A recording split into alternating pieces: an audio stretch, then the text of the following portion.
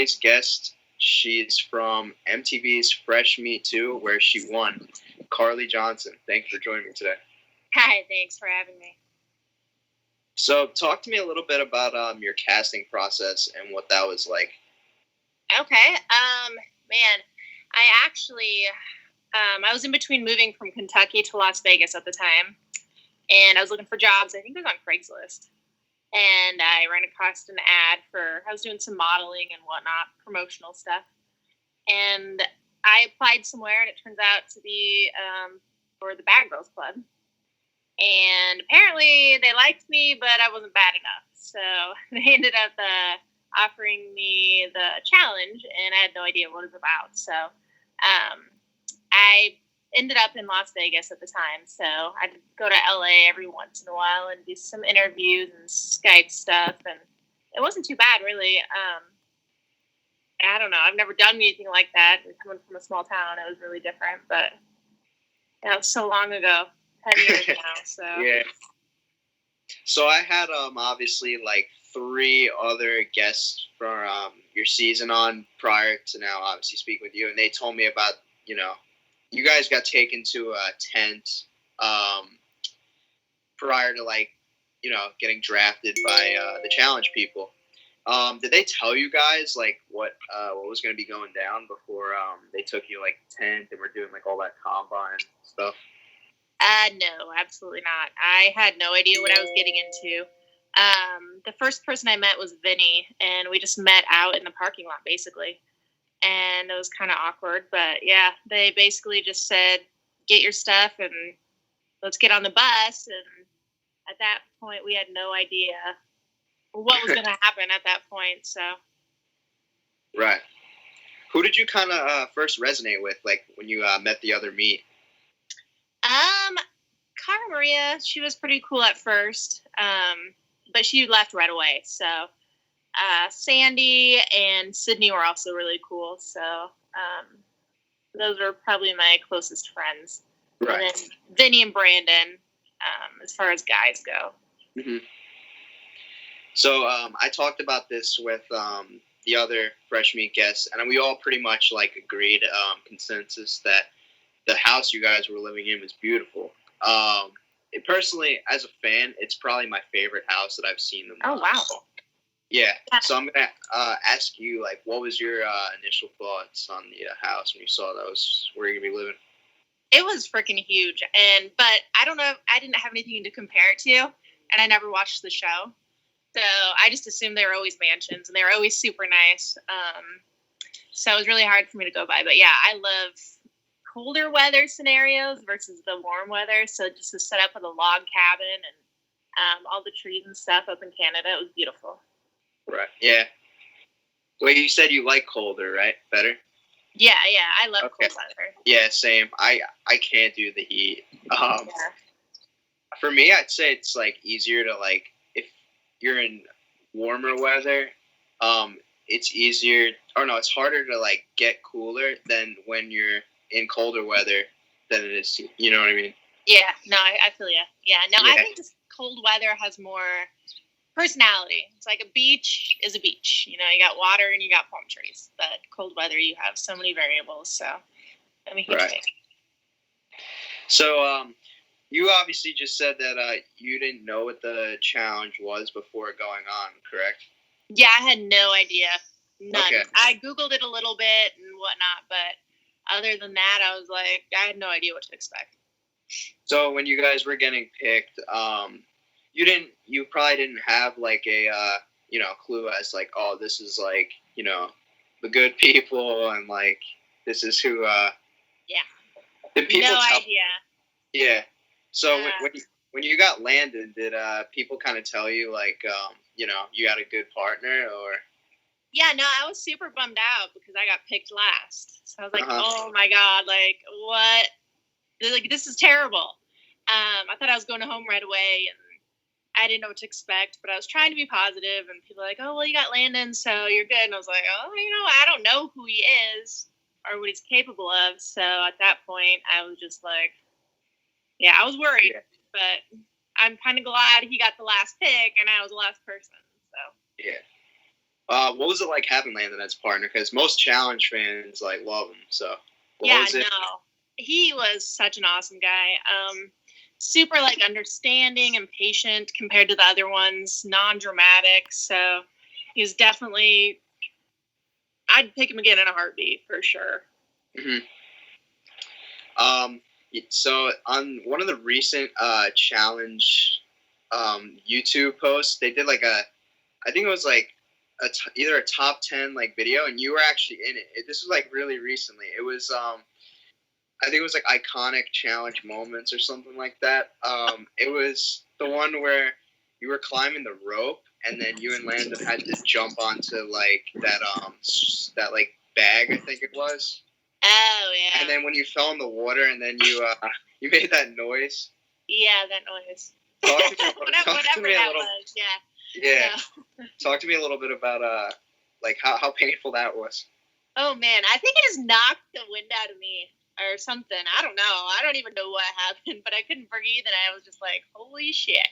Like, God, yeah, it was cold water, and I just like, I think it was just the way it landed, and it just like knocked the wind out of me, and just apparently that's the noise I make. So then in one of the exiles, I think this is when you guys faced Luke and Evelyn. You blacked out. Yeah. Did you like legit black out? Like what was? Yeah, I literally don't remember. I remember like parts of that. The last thing I remember was doing that marble puzzle, and that was literally the last thing I remember. So when I actually got to see it on TV, I was like, holy crap. And I don't know if I was just like, I pushed myself to the limit, or if it was the altitude or the cold or what. But yeah, I legit blacked out. Right. So you guys ended up winning the final. Talk to me about how difficult the final was, because it looked kind of brutal watching it live. Yeah, no, it was pretty hard. God, I didn't think we'd stand a chance. We had some pretty good competition, especially with Laurel and Kenny. So, but we started off, and I've never rowed a boat before.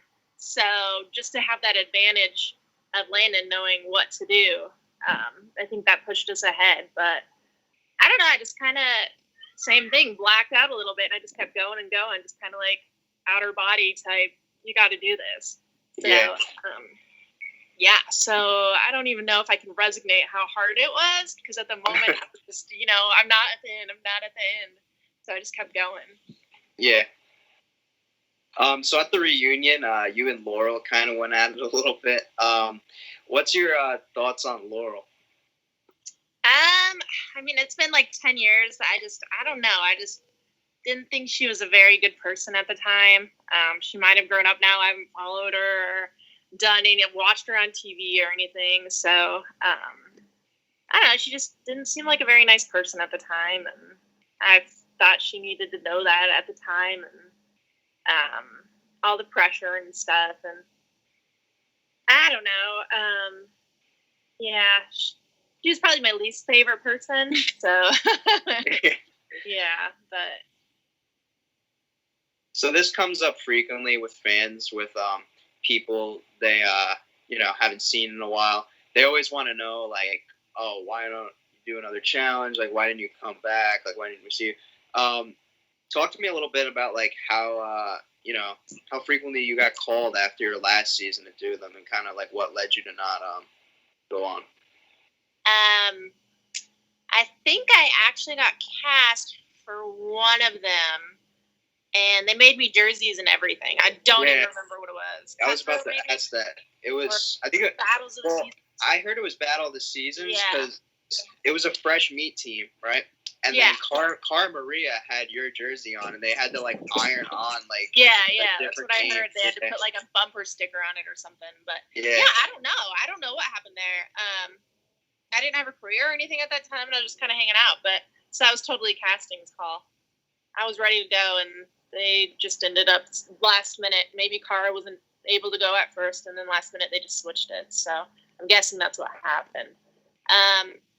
And then I think they called me for cutthroat, and I did all the testings and stuff, but they just didn't end up using me then either. So, but at this point, I like have a family and I have a job and shit. So, Yeah.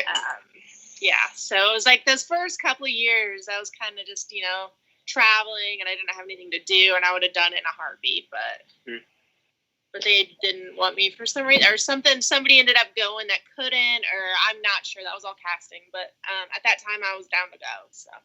Mm-hmm. So, was there anything that fans didn't get to see that you thought should have made it to TV from your season? I mean, I don't know. I'm normally a pretty chill person, unless I drink, but. So I'm kind of glad they didn't give me that much alcohol. But no, I don't know. I feel like I was portrayed pretty good as an underdog, which is true. Pretty non-dramatic for the most part, but likes to have fun. So yeah. I don't think they edited me in a bad way. I think it was legit. I think maybe I'm too boring. As far as TV goes, maybe because I'm too chill and laid back. So. But no, I think they portrayed me pretty good. I don't think there was anything they lied about or misled for sure. So. Do you know what Landon's up to these days? Yeah, I talked to him. He was in San Diego, but I think he moved to Denver. Last I knew, he was doing some bicycle. He has his own company doing bicycle. What do you call those things? Chauffeurs, pedicabs. Downtown Denver, and I was actually living in Denver in 2013, and we just never ended up getting together. But I think there's a couple other people there, like Emily and stuff. I don't know if she's still there, but yeah, I haven't really talked to him. I should probably reach out to him, but I really haven't talked to anybody from the cast for years. So yeah, so you don't watch the show any recently, right? No, I don't have TV. I'll see stuff on Facebook or Twitter every once in a while, but yeah, I haven't seen it since.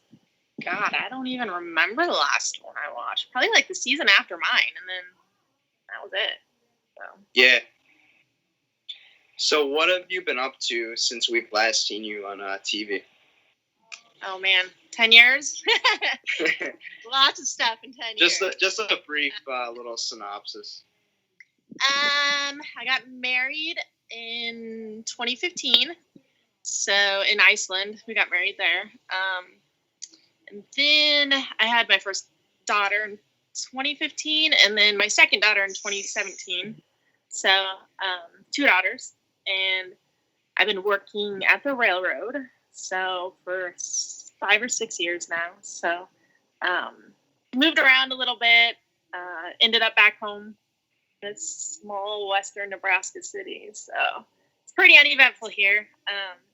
Nebraska. I mean, that pretty much speaks for itself. But family here and stuff, and it's a pretty good career. So just trying to travel and do as much as I can. But yeah.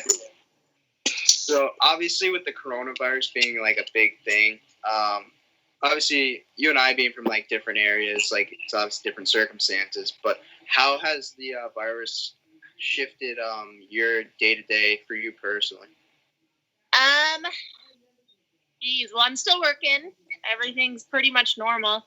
We used to do CrossFit and do a lot of the gym stuff, but our gym closed down and they stopped doing childcare and stuff like that. So I've been pretty lazy lately.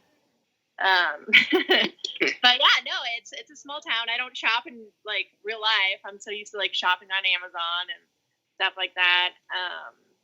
But other than travel restrictions, there's only been one person in our whole entire county that had the coronavirus.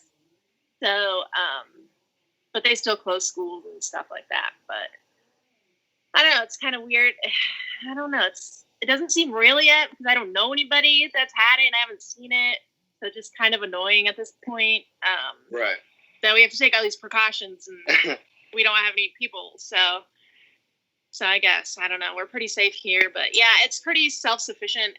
Nebraska. I mean, we have we grow our own vegetables and stuff, and we have our own cattle, and we have chickens at the house, and so we get our own eggs and stuff like that. So when people are freaking out about groceries and stuff, it's like, oh, well, we got a cow we can go kill, you know? So Definitely. it's definitely, yeah.